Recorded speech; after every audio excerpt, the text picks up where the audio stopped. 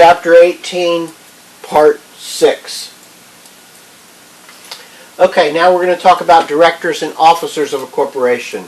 As we said, the directors of a corporation are those people who are elected by the shareholders to establish the policies of the corporation. They have to meet periodically. Most of the time it's required that they meet at least once a year and have regular meetings. The laws of those differ from state to state. They used to be much more restrictive than they are today. They used to require in-person meetings. Now most states allow virtual meetings. But at any rate, you need to check the law of your state and what applies.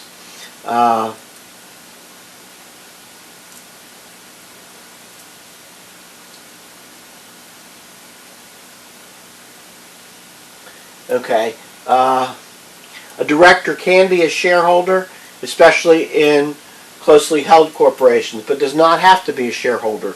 Many large corporations, their board of directors are often chosen because of their knowledge and prestige. For example, it's common for ex-presidents to sit on board of directors of corporations because of their knowledge of how the government works and their connections. But there are no actual requirements other than what the corporation itself wants. The number of directors is usually set forth in the Articles of Incorporation, and they are appointed at the first organizational meeting, and they can be appointed for terms. The terms can run at the same time, or they can be staggered, depending on how you want to do it. It's common for them to run for just 1 year, but then, as I said, it could be staggered 1 year or for 3-year terms, whatever you want to do as far as that's concerned. Directors can be removed for cause. When a vacancy occurs, the shareholders of the board itself can fill the vacant position depending upon state law and the Articles of Incorporation. Most states permit corporate articles to authorize compensation for directors.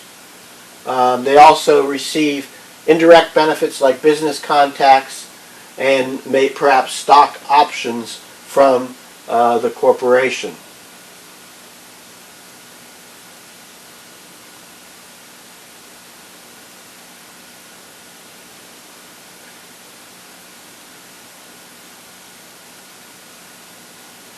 An inside director is one who's both a director and an officer. An outside director is one who's just a director, does not hold a management position. Typically, boards have inside and outside directors, but don't have to.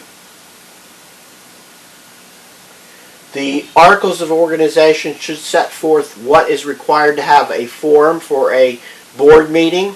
It does not have to be a majority, but without a quorum, you cannot vote on any of the issues before the board. Each director present has 1 vote. Usually the board also has committees.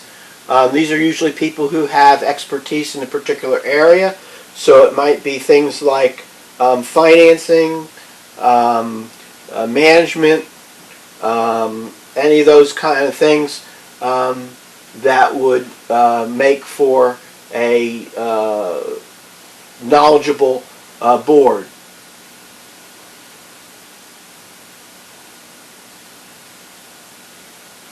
The Sarbanes-Oxley Act, which came about after the Enron crisis a number of years ago, requires now that corporations have an audit committee to look at the books. You remember that Enron was a large corporation that failed because there were accounting irregularities. As a result of that, Congress passed some laws making sure that the auditing process was done in an independent way. So the rights of directors, they have the right to participate in all board meetings and be notified of those meetings. They have the right to inspect the books, records, facilities, and premises of the corporation. They have the right to indemnification, that is to be compensated for any things that they are sued for, and usually the corporation carries insurance for that purpose.